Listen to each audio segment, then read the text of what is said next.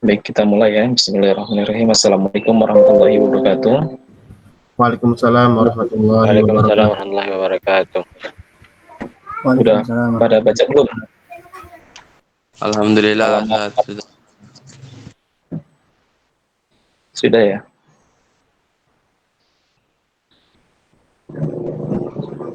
Halaman 45 sampai halaman berapa dibaca?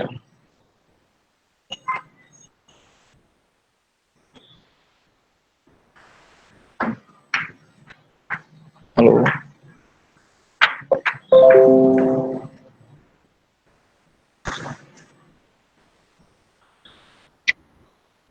Halaman 66 soalnya hilang Ustaz itu Ustaz.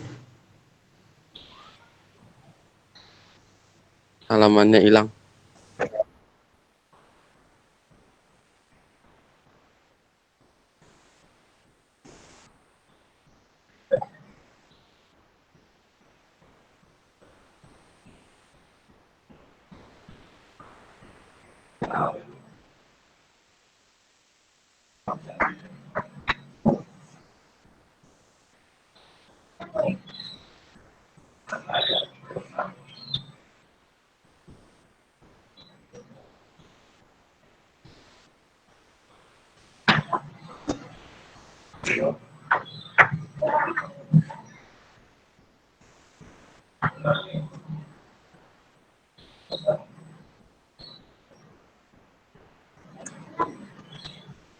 Eko Tri sudah baca belum? Sudah Ustaz. Ahdian, Nah, Ustaz. Ya, Ustaz. Ivan,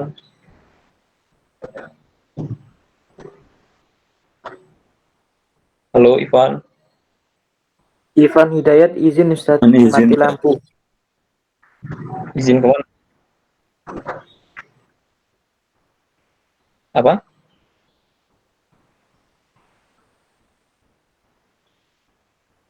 Tapi ini kok bisa masuk?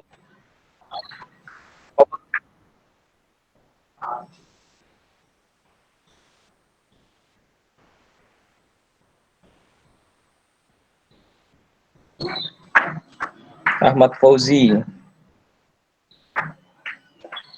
Sudah Ustaz. Sultan,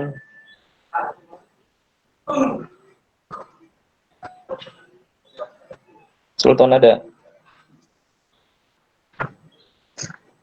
Enggak ada ya. Jauhar Aditya, Januar Ustaz. nah Januar ya. Udah Ustaz. Alhamdulillah Ustaz. Taufik Rahmat,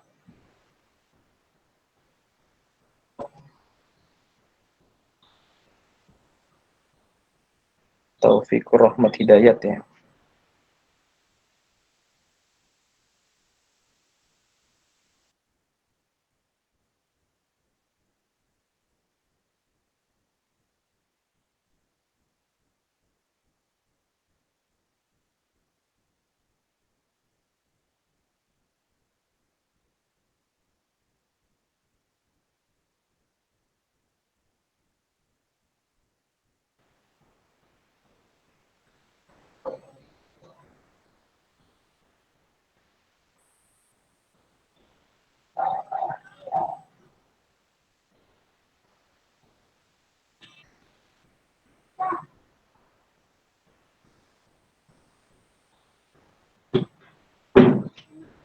Halo, halo, hadir. Ada Ustaz. Ya,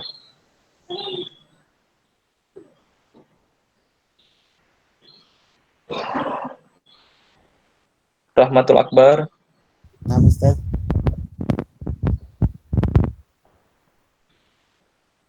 Reza Alim Ramadan,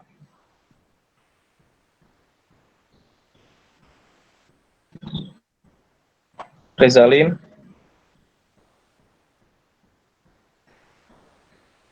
Suharmin, Ya Ustaz, sudah baca belum? belum Ustaz. Nah, kenapa belum baca? masih dalam bencana Ustadz. Di mana ini? Nah, di NTT Ustadz. Oh, NTT. Oke, mudah-mudahan cepat selesai. Amin Ustadz. Sidki Bimantara. Ya Ustaz. Sudah baca belum?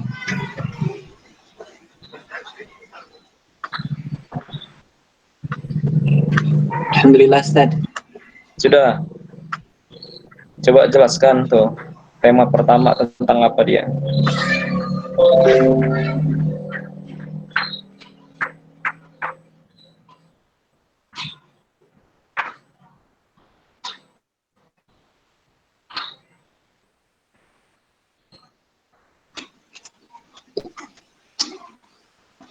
Ya. Halo. Wah, ini harus buka buku dulu ya.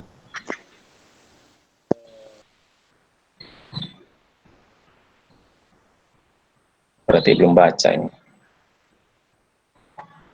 Kulfim ini siapa Kulfim? 33. Ustaz hadir. Namanya siapa? Ulfi Ustaz. Oh, namanya Kulfim. Nah, Ustaz. Sudah baca belum? Apa Ustaz belum Ustaz? Kenapa belum?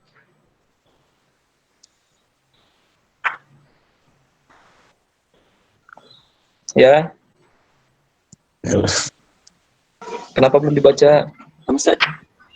Hmm? Apa Ustaz? Lupa nih Ustaz. Oh, lupa.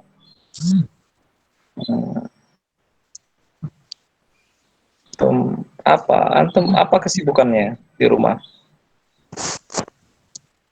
Habis sakit Ustaz. Sakit. Terus sakit nggak bisa buka buku sama sekali. Bisa sih Ustaz, tapi ya Nggak bisa, ya. Jadi sakit lebih sibuk daripada sehat lah ya.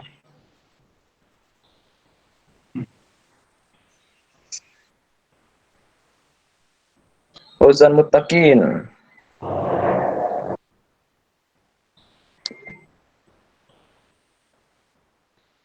Fauzan hadir.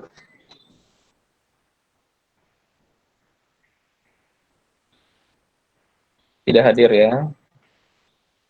Abdul Malik.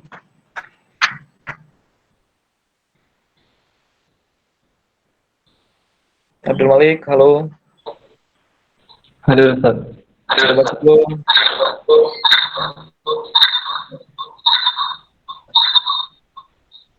Abdul Malik sudah baca belum? Belum Ustaz. Belum. Kenapa belum? Saya dari hari kemarin koneksinya jelek Ustaz. Apa pengaruh membaca dengan baru koneksi dapat. jelek? Baru dapat infonya ini baru tadi pagi. Maksudnya gimana ini? Saya nggak paham ya. Apa hubungan membaca dengan koneksi? Nggak ada kan? Jadi Ana belum dapat info tugas. Itu saya tugas membaca itu Ustaz. Kurang tanggap dapat. kita ya responnya ya. Iya Ustaz. Yang nggak berminat lah ya. Abdullah Syahid. Sudah dipanggil belum Abdullah Syahid? Sudah baca belum?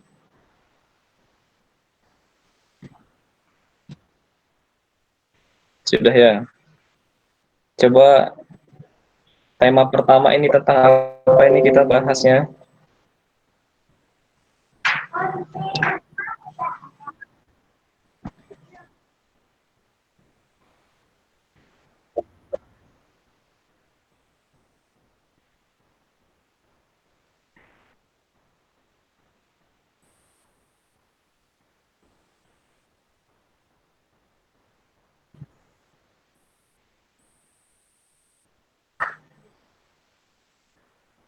Nah, gimana caranya?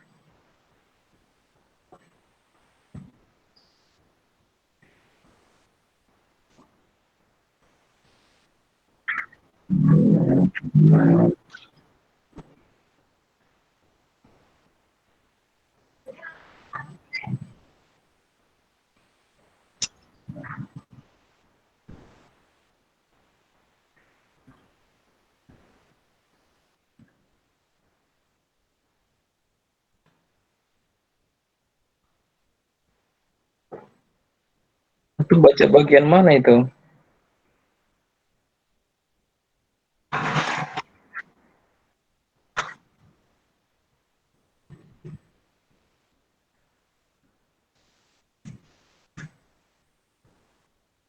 Ada itu.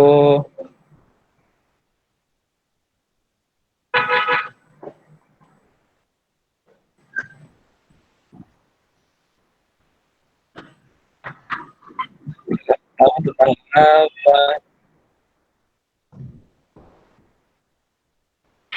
Hmm, nggak gitu poinnya. Poin tulisan ini itu ada di sini.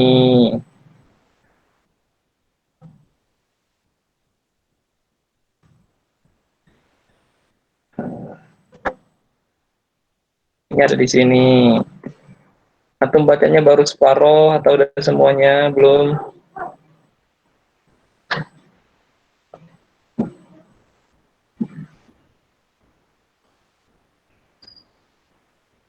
Hah?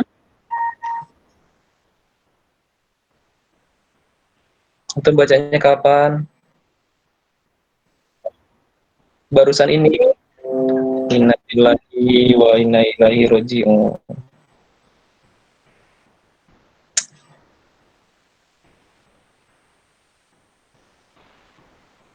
Abdul Malik. Hadir Abdul Malik.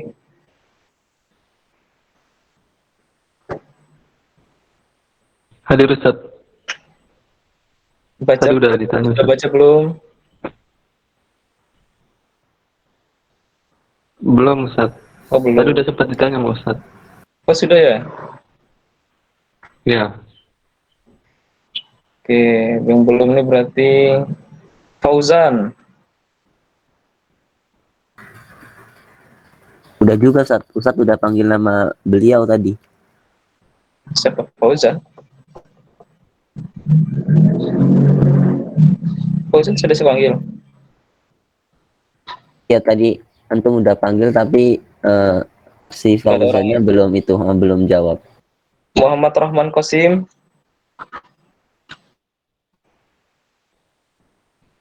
Hadir, Sat. Sudah baca belum? Sudah baca. Afwan, Sat.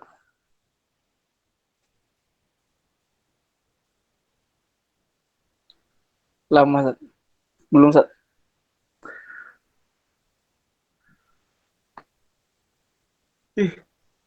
Coba Kati.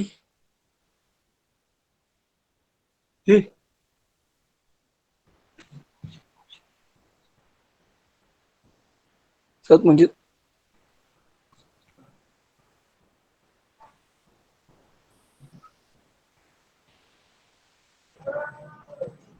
Akom, Sat.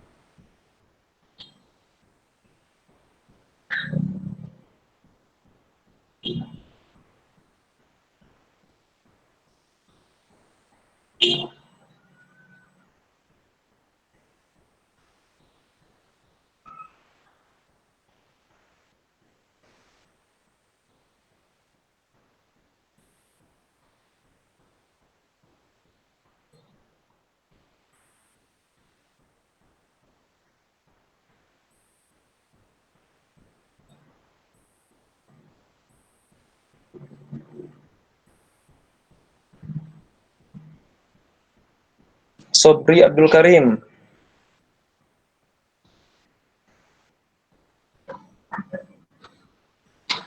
Hadir, Ustaz, hadir. Sudah baca belum? Sudah, Ustaz. Bacanya tentang apa? Tentang cara menangkap ide, terus judul-judul yang setelahnya, teknik menulis, dan yang lain. Cara menangkap gagasan, gitu, Ustaz. Cara menangkap gagasan itu gimana? Misal kita harus memilih tempat yang baik ketika menulis, Ustaz. Dan Terus? cara yang bisa membantunya juga dengan membawa alat-alat tulis kemanapun kita pergi, Ustaz. Dan mencatat semua ide yang terlintas di pikiran, Ustaz, yang kita pikirkan. Sehingga Apa alasannya? Halo? halo, ya, Ustaz. Apa alasannya kita mencatat setiap ide gagasan kita? Itu agar kita terlatih, Ustaz. Dan ketika ada ide yang bagus yang kita butuhkan, nanti bisa dilihat di buku catatan kita yang telah kita catat. Oke. Zaki Zarkasi Institute ini siapa? Anak Ustaz, Fauzi Lisan Ustaz. Antum namanya siapa? Fauzi Lisan Sidki Ustaz. Koda Zarkasi. Itu akun IG anak Ustaz. Wah, nggak boleh antum. Antum gimana saya ngabsennya nanti kalau namanya begini? Oh ya Ustaz, saya ganti Ustaz. Ya, nanti saya screenshot. Namanya Zarkasi Institute, nanti antum nggak hadir lagi. Oh ya Ustaz, anak ganti sekarang Ustaz. Antum sudah baca bukunya? Alhamdulillah sudah Ustaz. Poin apa yang antum bahas?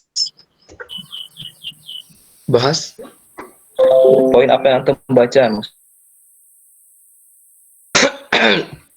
karena baca sama persis tadi apa yang udah dibaca sama teman Ana Sobri Ustaz. Tadi pagi Ana baca bagaimana cara kita untuk menulis ide-ide yang kita dapat, dan jangan sampai kita itu menganggap remeh gagasan yang melintas di pikiran kita dengan benar-benar terlalu kita nggak nulis. Padahal kalau nggak ditulis bisa jadi ide yang atau gagasan yang muncul itu bisa hilang, dan itu tentu rugi bagi kita saat setelah dapat gagasan baru tapi ya ditulis. Jadi itu saat. Padahal kan percaya diri itu penting. Kenapa nggak boleh percaya diri? Maksudnya terlalu percaya terhadap kemampuan daya ingat. Untuk di konteks ini saat konteks pencatatan ide-ide itu jangan terlalu gitu Ustaz. Oke.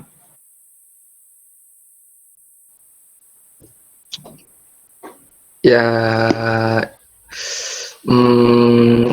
itu Ustaz. Tadi apa? Ada lagi? Ada Ustaz, anak tapi enggak hafal tekstualnya, tapi konteksnya itu hambatan dalam memulai untuk menulis itu mitos Ustaz. Jadi apa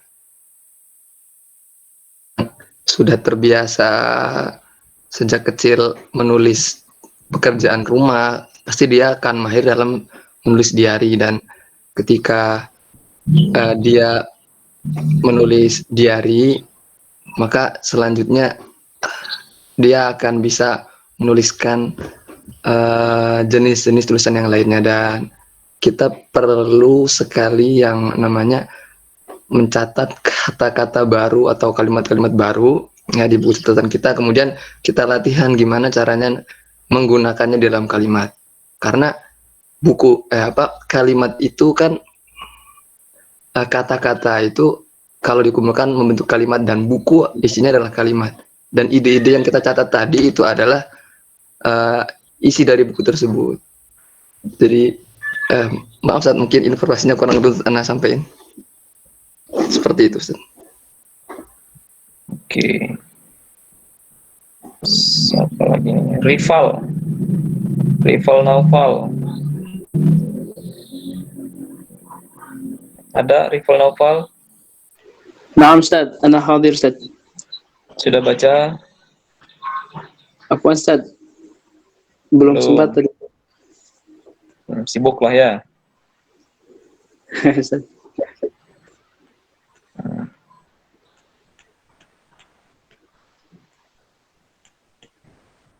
Ridho Sandi. Hadir Ustaz. Sudah baca? Oh iya. Belum? Oh, alhamdulillah udah baca Ustaz. Yang sampai halaman 65. Berapa? Sampai halaman 65 kan Ustaz? Tentang Halaman masih lagi. tentang apa tuh?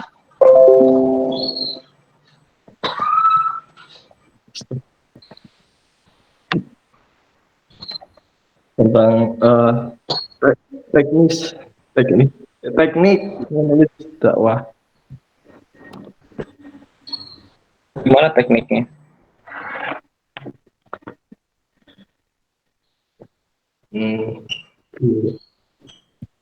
Yang saya pahami ketika saya membaca bahwasanya teknik menulis dakwah untuk para pemula, untuk para penulis pemula agar dia bisa mendapatkan ide, hendaknya untuk duduk di suatu tempat dengan satu arah.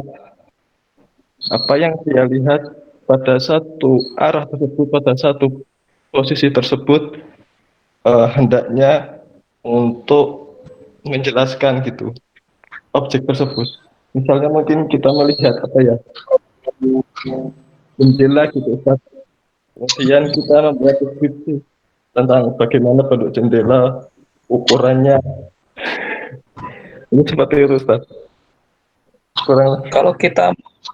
Kalau kita mau nulis tentang peta jalan pendidikan, apa yang kita lihat?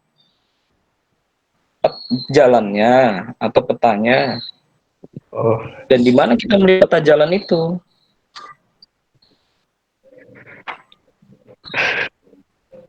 iya.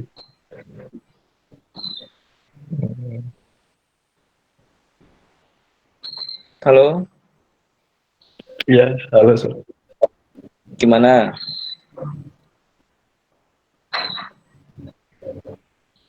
Katanya tadi kan harus fokus melihat suatu arah. Nah, itu maksudnya gimana itu? Terus contohnya melihat jendela. Nah, kalau sesuatu yang abstrak tidak terlihat oleh visual, seperti kemarin kita nulis tentang peta jalan pendidikan, apa yang kita lihat itu? Jalan mana yang kita lihat? Peta mana yang kita lihat? Supaya kita bisa menulis. Melihat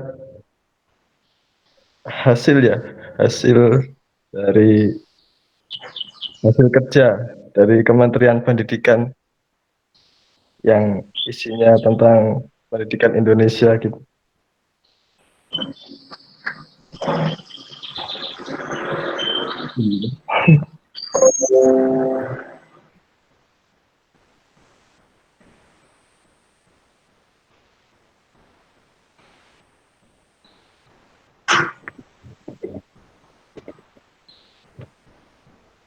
Gimana kok nggak ada suaranya lagi? Halo. Muji Murniatun. Muji Murniatun ini siapa nih?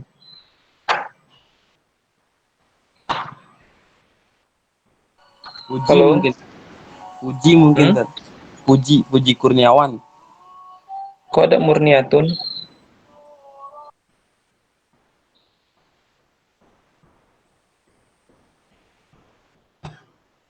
Halo? Nggak ada orangnya ya? nggak ada ini. Penyusup. Berarti lagi nggak hadir. Penyusup. Nyusul. Ada yang bisa ngusir nggak? Ilham Muharram? Udah dipanggil belum? Belum ya? Sudah baca belum? Alhamdulillah sudah, Ustaz. Apa yang sudah antum baca? Coba disampaikan. Ya, menurut pemahaman Ana, Ustaz, dari yang telah saya baca, mengenai yang pertama mengenai teknik menulis, ya, Ustaz. Iya. Bagaimana kita bisa yang poin utamanya itu bagaimana kita mengeluarkan ide gitu dari ke dalam tulisan kita dan menangkap ide itu ya kita harus menulisnya gitu agar kita tidak lupa terhadap ide-ide yang akan kita tulis. Oke. Terus serta dalam tulisan itu kita juga harus mencantumkan topik gitu, dari tulisan kita. Itu merupakan sebuah poin penting dalam tulisan, Ustaz. Terus dan di sini di buku ini dituliskan bahwasannya ada beberapa teknik memilih topik.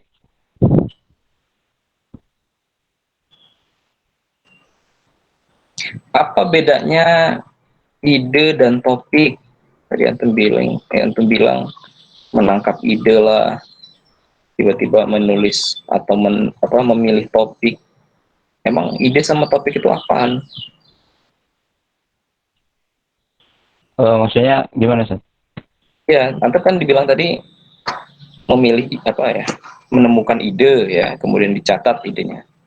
Terus selanjutnya antum bilang juga tadi memilih topik ya.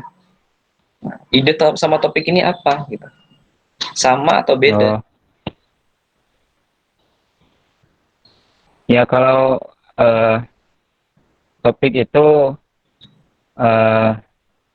sesuatu yang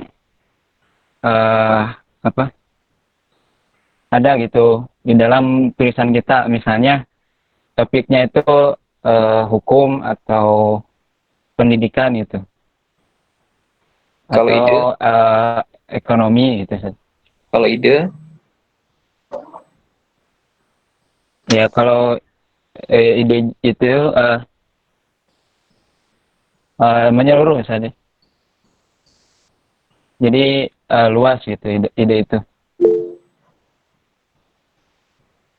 Jadi topik itu termasuk ide gitu, Ustaz. Oh, topik itu bagian dari ide atau ide bagian dari topik? Topik termasuk ide gitu. Ide penulisan gitu. Sekarang lagi buka buku nggak? Ya. Sekarang lagi buka buku nggak? Ya, lagi lihat PDF-nya. Nah, coba sekarang buka halaman berapa ya? Halaman berapa ya? 65. Coba sekarang buka halaman 65. Halaman 65. Ya, sudah. Itu tertulis topik itu, kalau ini contoh ya. Penulis buku ini memberikan contoh bagaimana dia membuat skema kepenulisan. Jadi kalau kata dia, kalau Bu latihan menulis, dibuat semacam skema begini biar mudah. Jadi dipecah dulu konsepnya. Dibuat topik apa, idenya apa, latar belakangnya apa, kerangkanya seperti apa, gitu, sesuai dengan arahan penulis. Penulis buku ini maksudnya. Nah, di sini dia tulis Contohnya ide pokoknya adalah solusi atas permasalahan pengembangan budaya menulis di kalangan mahasiswa.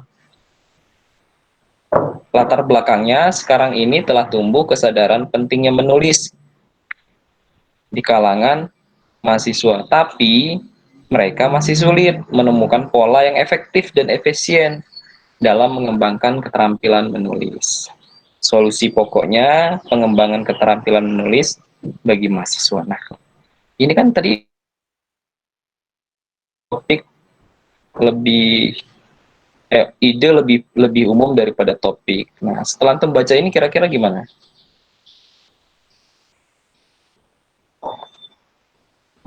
Mungkin sebaliknya ya. Nah, kok jadi mungkin ya?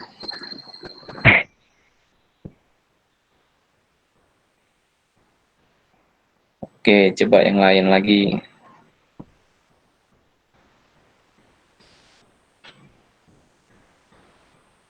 Akun Gmail ini siapa?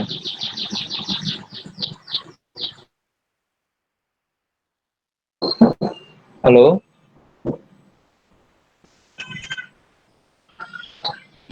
Halo? Orang luar kayaknya kan. Akun Gmail siapa akun Gmail?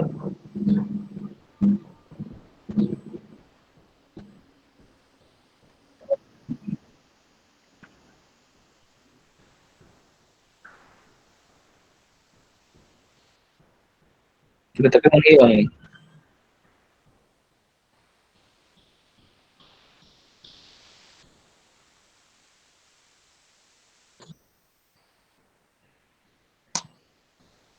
Halo, hai Bara.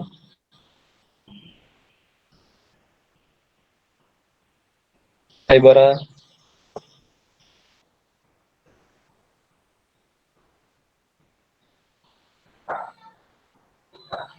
Nggak ada orang ya? Davanur. Ya, Ustaz. Ada, Ustaz. Sudah baca belum?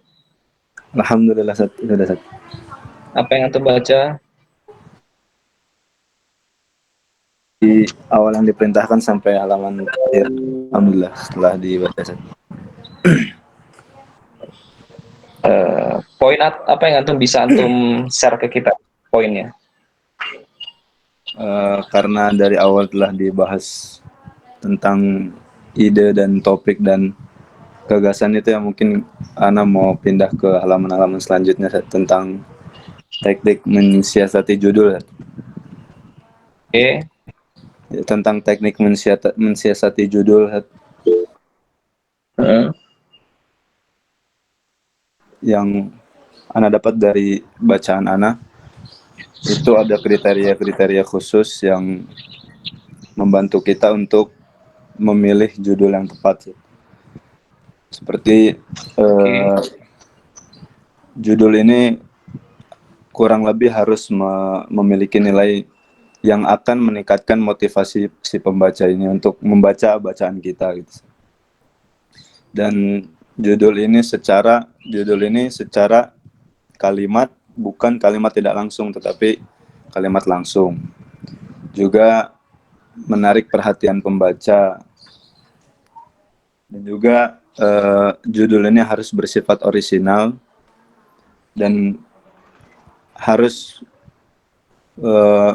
mencakup apa yang akan kita bahas tentang apa yang akan kita bahas di tulisan kita. Jadi memberi gambaran kurang lebih tentang isi tulisan kita itu. Dan juga tidak terlalu panjang dan berbelit-belit mungkin. Jadi itu yang Ana bisa sampaikan. Coba jelasin itu apa bedanya tema, terus ide, terus judul. Ini kayaknya mirip-mirip ini. Judul, tema, ide. Ini sama apa beda? Gimana ini? Kalau ide mungkin lebih ke, kalau dari tema dulu mungkin saja. Tema itu lebih seperti topik mungkin saja.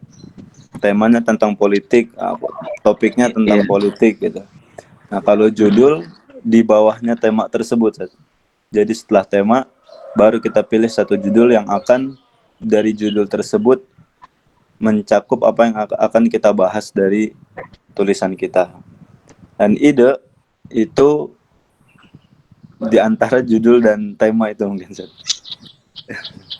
Semacam apa itu ide itu? Itu mungkin seperti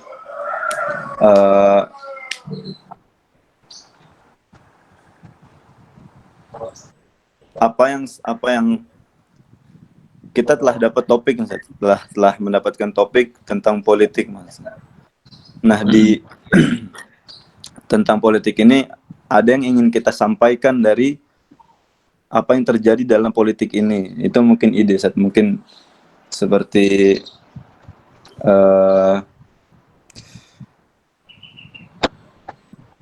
jalan keluar atas, misalnya, Sat, jalan keluar atas isu radikalisme yang dilemparkan kepada umat Islam, misalnya, mungkin gitu, Sat. Seperti itu. Nah, itu ide mungkin, Sat. Terus judulnya apa? Judulnya Islam dan radikalisme, itu mungkin, Sat. Ya, mungkin bisa. Yang lain ada yang mau nambahin? Yang sudah baca tentunya.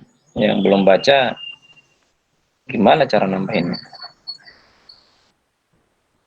Ana mau nambahin oleh Sat tentang ini, ada yang mungkin beberapa ada yang belum paham tentang apa itu kognitif, afektif, dan psikomotorik, Sat. Di sini ada juga di kitab. Dan ini apa yang Anda dapatkan, mungkin minta pembenarannya juga jika ditemukan kesalahan. Jadi di sini tentang contoh yang diberikan penulis ini dalam membuat kerangka tulisan. Di sini dia menjelaskan usaha-usaha upaya efektif untuk mengembangkan budaya menulis bagi si penulis ini, penulis pemula maksudnya. Jadi cara kita untuk mengembangkan bagaimana kita untuk mudah dalam menulis itu ada 3 cara. Yang pertama, menyentuh kognitif si penulis tersebut. Yang kedua, menyentuh afektif si penulis tersebut, dan menyentuh psikomotoriknya. Nah, adapun kognitif itu lebih terkait kepada rasionalisme, itu lebih terkait kepada akal mungkin. Jadi Rasionalitas mungkin ya. Rasionalitas ya. Ya, bukan rasionalisme ya. Iya. Iya, lanjut. Bagaimana mengembangkan, bagaimana, jadi yang harus dikembangkan itu bagaimana cara berpikir, cara pandangan si penulis tersebut. Yang kedua, yang harus dikembangkan adalah afektif si penulis tersebut. Afektif itu lebih ke emosional, bagaimana perasaan, rasa mungkin gitu, mungkin bisa dibilang. Iya. Afektif. Nah, juga yang salah satu upaya yang harus dikembangkan adalah psikomotorik si penulis ini. Psikomotorik itu lebih ke skill dan kemampuan atau keterampilan dari si penulis itu. Mungkin itu yang bisa sampaikan. Ya, betul ya. Tadi apa namanya? Kognitif itu ya lebih kepada apa yang dalam pikiran penulis itu sendiri, dan mencoba mempengaruhi siapa yang membaca tulisannya, gitu.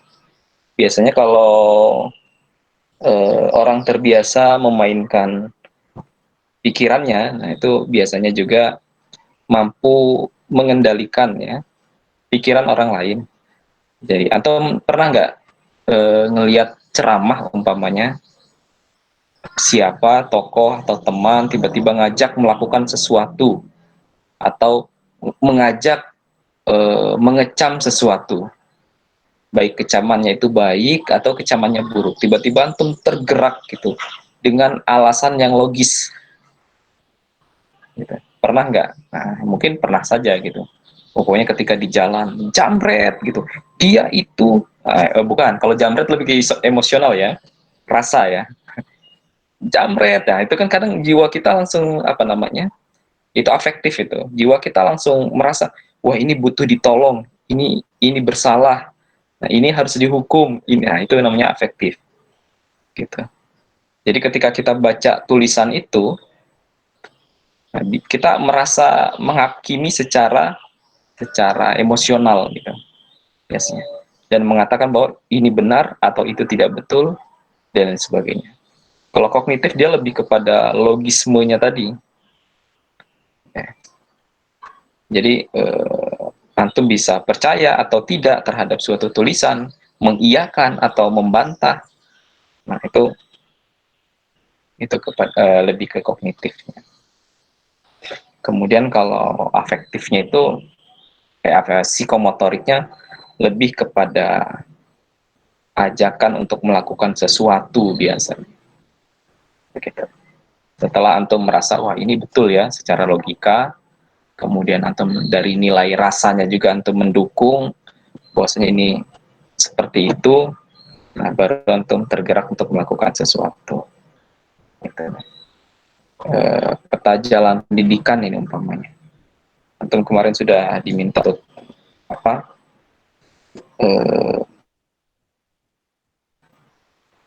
Sebenarnya ya apa yang ditugaskan itu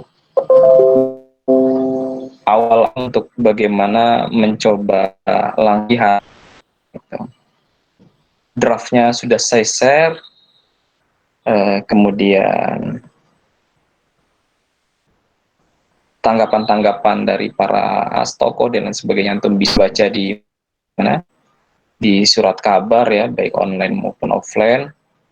Nah, antum diminta untuk menanggapi ya, walaupun tidak semua tanggapannya tepat ya, tapi ya sebagian itu memang sudah bisa mulai menanggapi. Hanya ya mungkin dari sisi teknis aja ya, teknis tanggapannya mungkin ada yang kurang tepat gitu. Tapi dari satu sisi sih saya melihatnya antum sudah bisa mulai menanggapi. Walaupun sebagiannya lagi kawan-kawan itu sepertinya masih kurang peduli gitu dengan perkuliahan kita. Saya rasa ya memang kita sebagai masih ya cuman dua sebenarnya, malas atau mau mau apa namanya, mau berusaha gitu ya. Malas baca, malas belajar, malas menganalisa, malas melaksanakan tugas.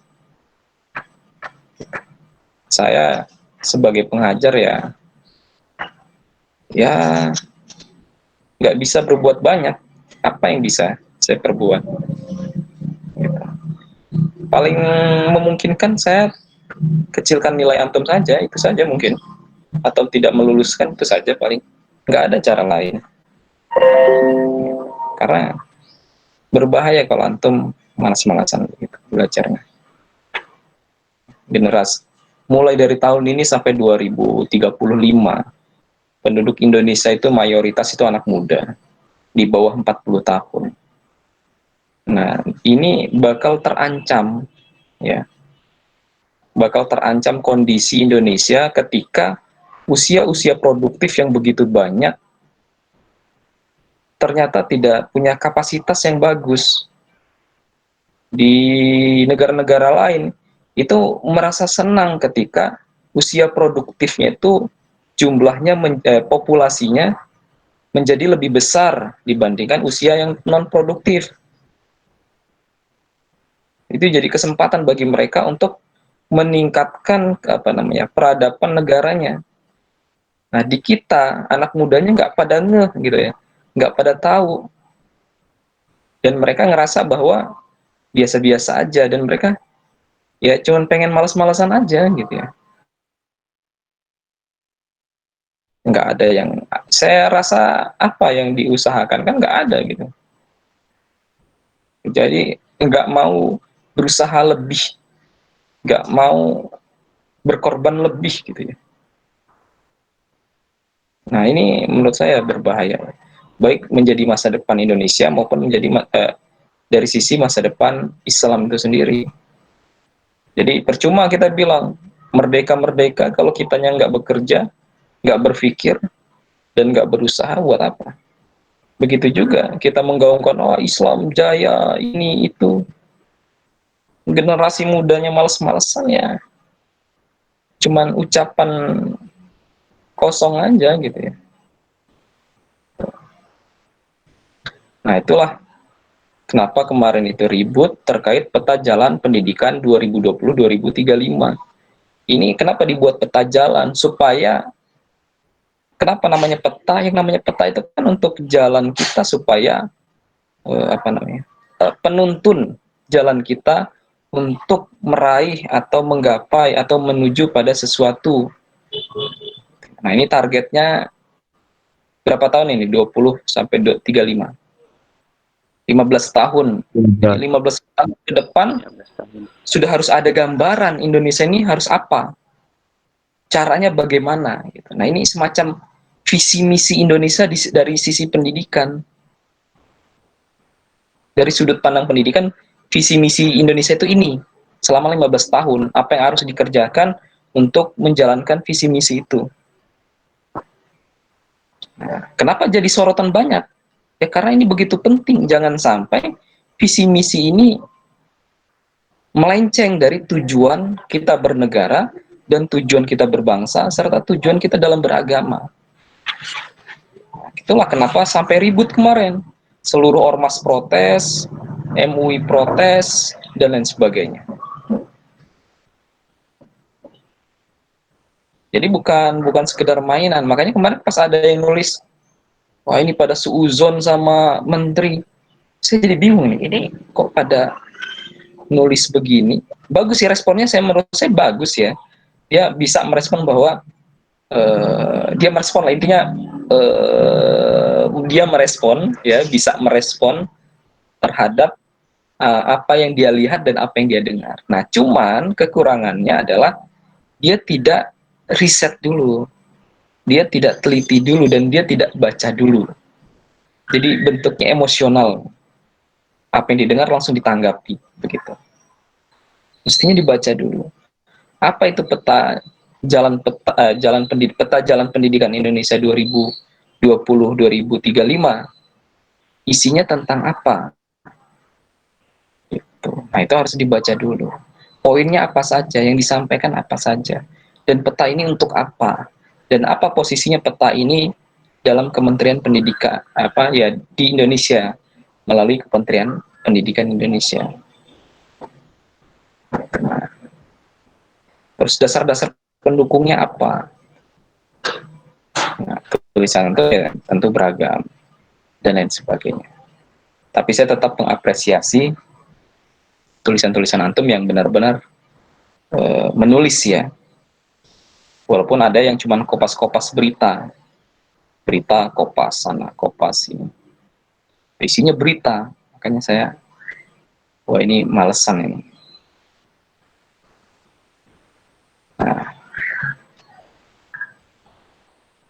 Dr. Raden Husaini juga menanggapi, ternyata saya baru tahu bahwa beliau menulis tentang peta jalan pendidikan Indonesia. Nah, ini saya rasa isinya ringan gitu ya, nggak berat-berat amat isinya. Beliau di sini menuliskan tentang peta jalan itu sebagai apa sih? Nah, di sini. Kalau kita ngelihat menulis itu harus ada tema, judul, yang itu didasari oleh ide. Nah ini judulnya. Peta jalan judulnya. Peta jalan pendidikan Indonesia 2035. Akhlak ada, agama perlu ditegaskan. Saya cocok sih dengan judulnya ya. Jadi judulnya dia nggak menghakimi kementerian, tapi juga tidak membela gitu. Jadi akhlaknya ada, tapi agama perlu dipertegas gitu artinya. Karena memang isi di mana di peta jalan pendidikan itu kan etika budaya kan sudah masuk. Yang kosong itu muatan agama yang kosong. Nah, kemudian beberapa tokoh berkelit. Nah, mungkin kayak seperti Pak Menteri juga kayaknya berkelit. Muatannya ini ada agamanya di dalamnya, gitu. Pernah berkelit seperti itu. Nah, ya akhlak itu ya agama, gitu. Nah, tapi Dr. Adian ini mencoba mempertegas sedikit lah kira-kira. Ya betul, akhlak ada, tapi agama perlu diperkuat gitu. Redaksinya. Jadi perlu ditegaskan, nggak cuman terangkum dalam akhlak, etika, moral, dan budaya. Walaupun di dalam budaya atau di dalam akhlak ya terdapat agama, tapi kan akhlak itu bagian dari agama. Gitu. Tapi kalau kita sudah bicara agama, di dalamnya pasti ada akhlak. Nah ini yang disampaikan. Kenapa Dr. Adian ini memilih agama perlu peta jalan pendidikan Indonesia 2035, akhlak ada, agama perlu ditegaskan, gitu kira-kira. Kemudian beliau mengalih dengan menyampaikan bahwa peta jalan pendidikan itu seperti ini. Disebutkan dasarnya juga bahwa sejalan dengan Undang-Undang 1945 di pasal 31, juga ada di Undang-Undang Sisdiknas. Gitu. Kemudian dalam hadis Rasulullah juga begitu. Jadi menyampaikan basicnya dulu nih, dasar-dasarnya. Bahkan ditulis juga ya pendapat-pendapat para atau ungkapan para tokoh ya. Imam Ghazali di sini, Yusuf bin Asbat, Ibnu Haytham, dan lain sebagainya. Yang di dalamnya mencoba menggali apa arti akhlak mulia itu. Ya. Baik definisi dari Rasul sendiri maupun rumusan dari Imam Ghazali. Konsep-konsep itu disampaikan oleh Dr. Adian ya, mengutip dari pendapat para ahli ya, Ibnu Haytham ini salah satunya dalam kitab Tahdhibul Akhlak ya, bahwa pendidikan akhlak itu bertujuan menjadikan manusia yang sempurna gitu, insan al-kamil gitu. Dan menjadi insan yang sempurna itu ada 4 kebajikan utama gitu, ada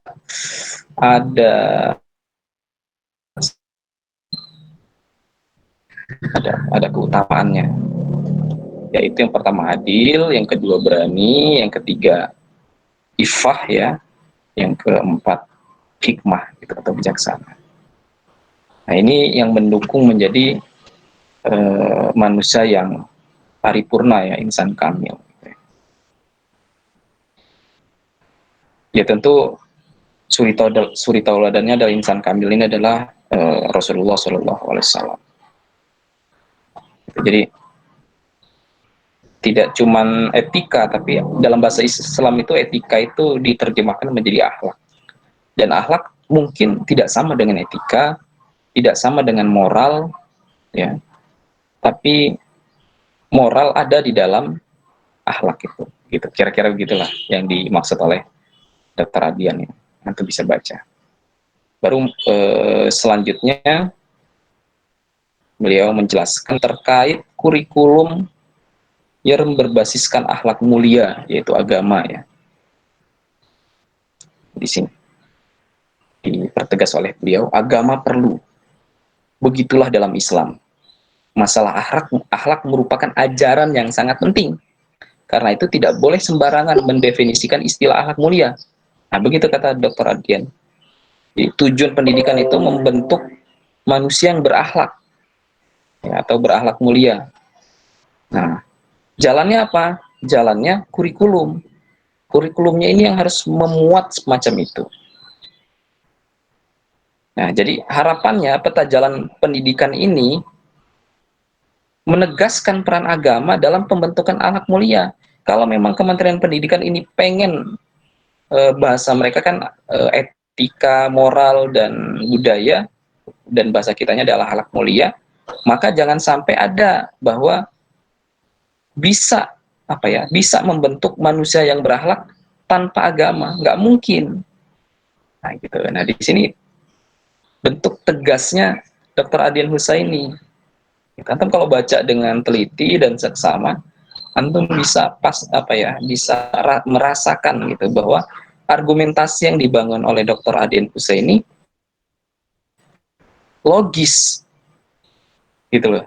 Karena yang mendukung peta jalan Indonesia itu tanpa ada agama, karena merasa bahwa etika itu bisa dibangun tanpa agama. Nah, kita bisa membaca itu dari mana? Ya dari pernyataan-pernyataan yang buat dan lain sebagainya.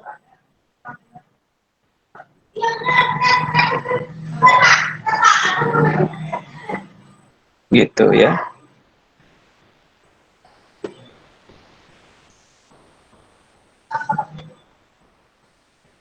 Oke. Ada pertanyaan?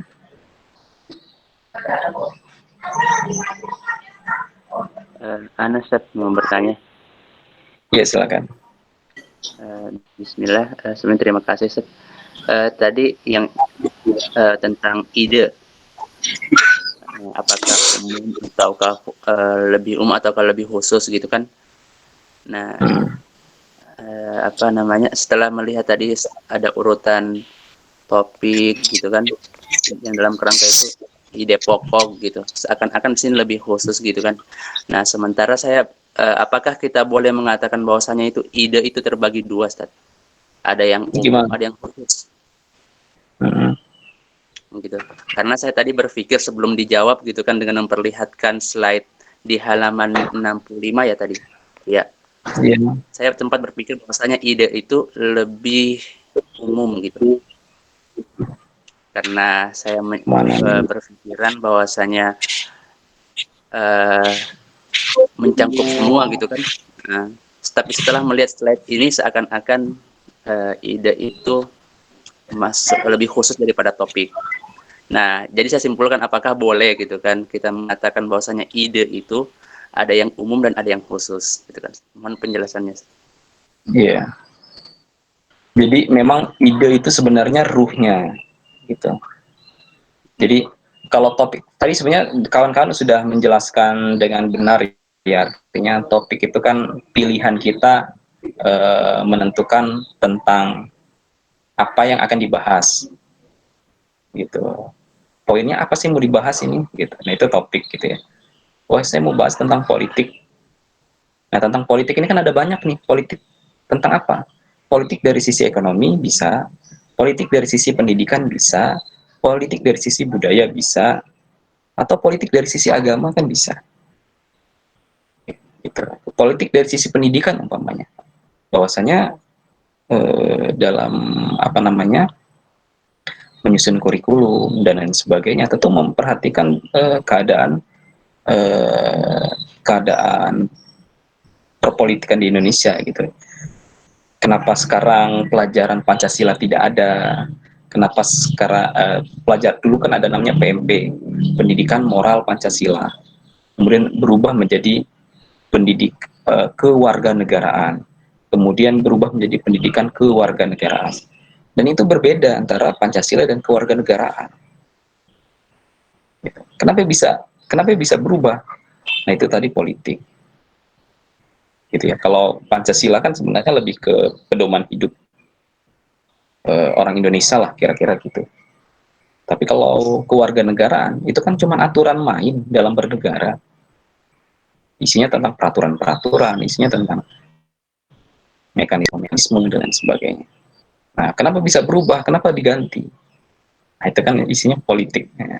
Tapi kita memandangnya dari sisi sudut pendidikan atau politik dari kacamata membahas dari sisi budaya. Indonesia ini kan ada ribuan budaya, bahasa dan lain sebagainya, dari Sabang sampai Merauke. Kenapa nuansa yang muncul tuh rata-rata budaya-budaya tertentu yang diunggulkan? Atau tiba-tiba kok kita ini sekarang rame banget barongsai gitu. Emang barongsai ini budayanya siapa? Nah, itu udah lari ke politik gitu. Lari apa?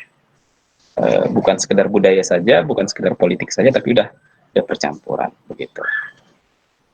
Itu tadi topik ya. Nah, ketika topik itu sudah ketemu bahwasanya kita mau menulis tentang apa?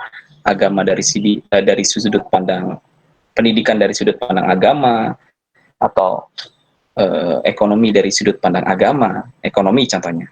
Kalau bicara ekonomi saja kan banyak tuh sudut pandang yang akan kita ambil. Dari sudut pandang agama mungkin bicara tentang halal haram, riba atau tidak riba, halal atau tidak. Tapi kalau dari sudut pandang lain, dari sudut pandang finance, bagaimana skema pembiayaan, bagaimana analisa keuangan, beda lagi dia.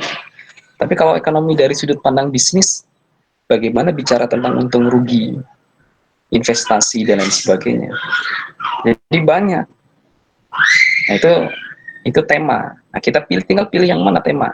Ketika tema sudah kita pilih, baru nanti apa yang akan kita tuangkan. Nah, itu namanya ide. Nah, cuman yang jadi perdebatan itu kadang mana dulu yang muncul, ide dulu atau tema dulu. Ada yang bisa jawab nggak? Ide dulu. Ide dulu apa tema dulu gitu. Pas kita jalan tiba-tiba langsung keluar ide gitu. Oh, kayaknya ide ini cocoknya di tema ini gitu. Atau tema dulu. Saya mau bahas tentang ide dulu. fikih nikah. Idenya apa ya? Gitu. Ini mana dulu ya? Mana dulu? Ide dulu apa? Tema. Coba Faiz ide dulu ya. Gimana maksudnya Faiz? Gimana, Dad? Antum tadi bilang ide dulu ya? Tema dulu, Dad. Oh, tema dulu. Gimana tuh? Kok bisa tema dulu? Ya, karena kita menentukan tema baru mikir ide. Gimana ya? Gimana? Bisa jelasin nggak? Tema. Nentuin ide dulu, Dad. Lah, kenapa berubah? Karena tema berawal dari ide, Dad. Tema berawal dari ide. Gimana caranya? Coba contohin. Ya, karena sebelum kita menentukan tema, kita harus mikir dulu, Dad. Nah, jadi nanti ide dulu baru, oh ini kayaknya temanya ini gitu ya. Jadi kita mikir gitu. Oh, ini lagi mikir-mikir apa gitu, tiba-tiba, wah ini kayaknya ini tentang ekonomi syariah ini kayaknya, gitu ya. mungkin setelah itu baru mikir ide lagi, Dad, ide yang lain. Ide di bawah tema. Lompat-lompat dong. Gimana maksudnya? Hierarkinya gimana? Ide, tema, terus ide lagi gitu. Ya, mikir tema dulu. Ada tema baru lagi. Pertama mikir, terus kalau sudah nemu tema, nah setelah nemu tema, mikir lagi, ada ide lagi. Atau gimana tuh? Gimana? Buat ide di atas ide. Atau idenya berlapis-lapis itu. Kalau kita bilang yang di awal itu gagasan, bisa nggak? Ide itu gagasan. Ya, ide itu gagasan. Sama berarti. Iya.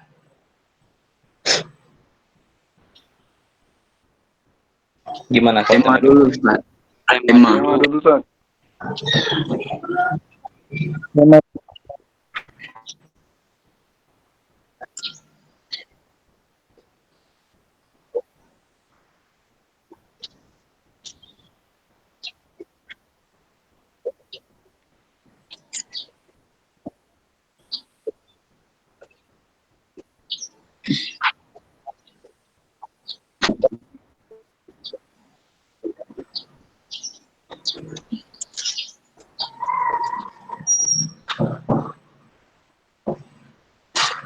Jadi tema dulu lah ya, baru Ya. kita mikirin ya. Atau ada yang mau ngasih gambaran lain? Saya Ustaz. Karena biasanya kalau kita dikasih tugas itu disuruhnya tulis dengan tema misalkan politik, bukan saya beri tugas dengan ide pokok atau ide gitu.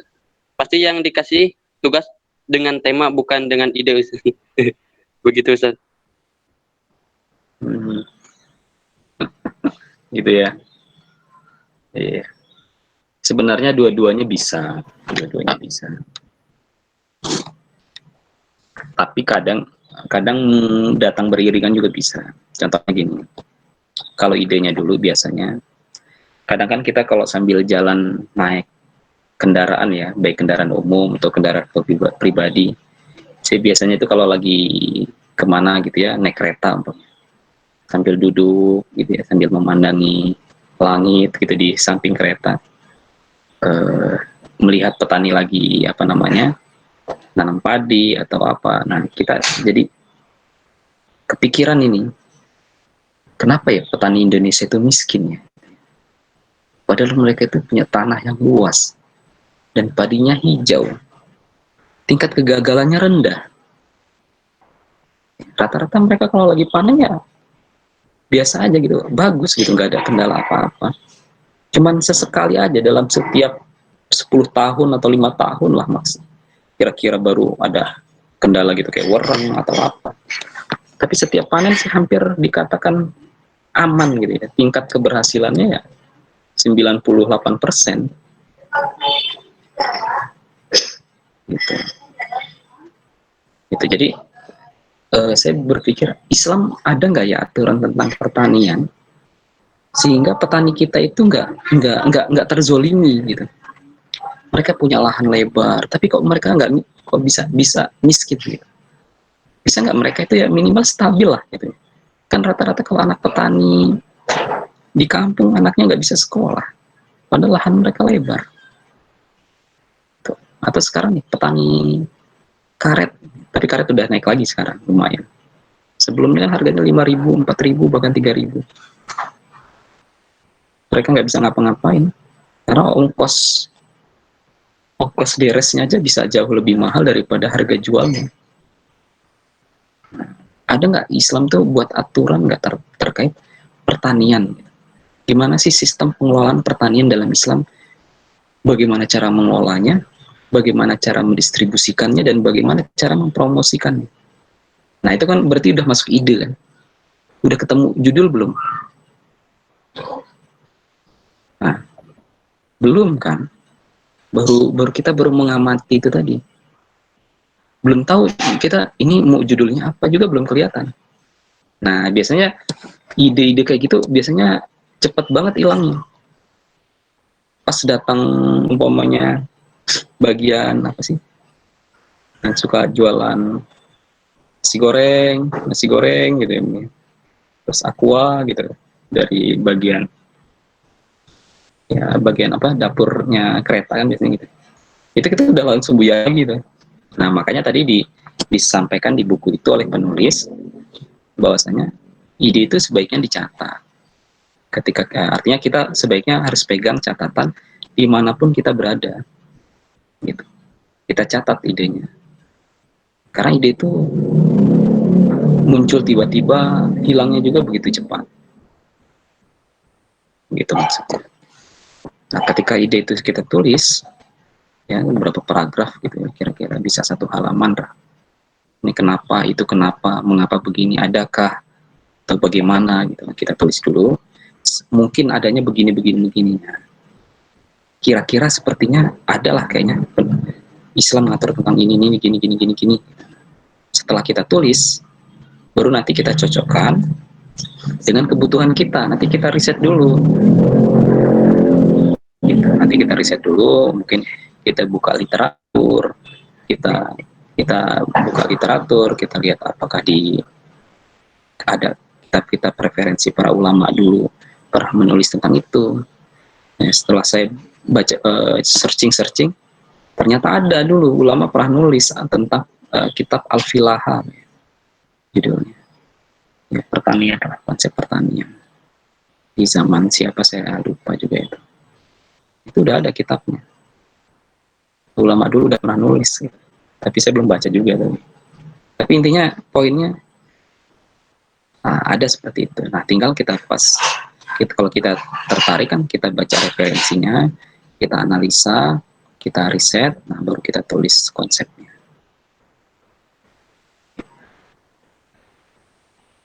Tapi ada juga yang model tema dulu. Nah, biasanya kalau tema dulu baru ide, biasanya tugas itu. Baik tugas kalau masih mahasiswa ya mungkin tugas kampus. Ya kayak kita kemarin tulis tentang ini, nah itu tema. Baru kita mikirin ide apa ya. Nah, atau antum sebagai memang di pekerjaan antum ya penulis lepas. Contohnya kalau Ustadz Adian atau Ustadz Atin Armas atau Ustadz Hamid Fahmi Zarkasi kan biasanya nulis di Republika kan, emang langganan nulis di sana. Kayak Ustadz Adian ini setiap sepekan sekali nulis di hidayatullah.com gitu. Atau saya ya nulis buku-buku project dari pemerintah gitu, dari kementerian atau dari dinas ya, atau dari Pemprov ya, Pemprov DKI khususnya. Nah itu kan usulan kalau itu, Ustadz, antum nulis tentang ini, atau nulis temanya tentang ini.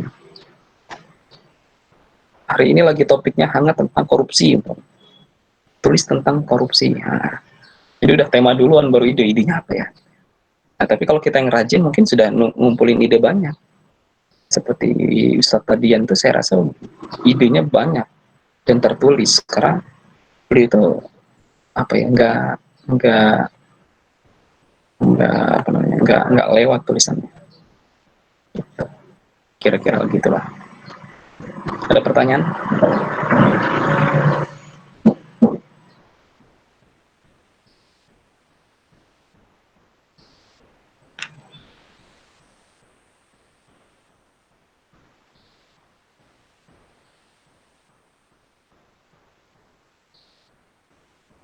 Cukup ya?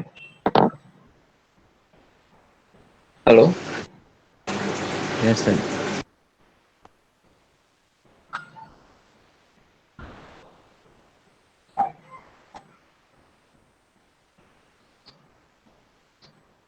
Oke, saya rasa cukup. Kalau tidak ada pertanyaan lagi, di mana ya saya buka dulu.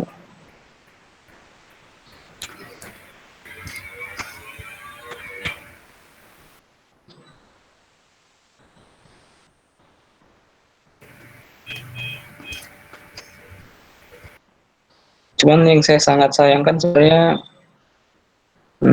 sebagian dari antum kadang kurang ini ya, kurang perhatian ya terkait kuliah itu aja sih. Sejak antum keluar dari Aroya tidak diawasi, jadi disiplinnya kurang.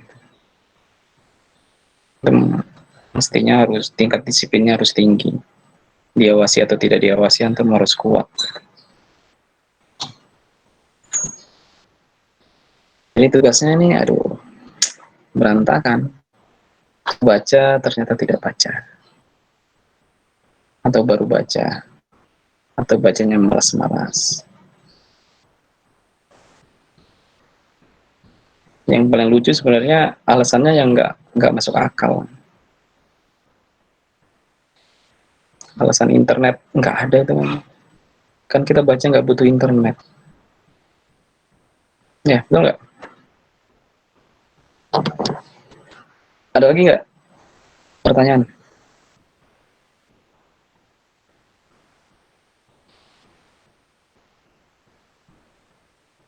cukup ya, saya rasa cukup, mudah-mudahan bermanfaat. Nanti dibaca lagi halaman selanjutnya, teknik meningkatkan kualitas tulisan yang depan. Kalau tidak masukkan depan ya saya minta semacam ya rangkuman lah dari setiap poin-poin itu nanti ditulis, ya tulis tangan aja ya, karena saya khawatir antum punya alasan tidak punya komputer kan nggak alasan, jadi tulis tangan nanti ya upload di mana, di Telegram, itu aja poin-poin dari tulisan nanti ya, nanti saya screenshot nanti. Oke, saya rasa cukup itu saja. Terima kasih. Mohon maaf kalau ada kata-kata yang salah. Assalamualaikum warahmatullahi wabarakatuh. Waalaikumsalam warahmatullahi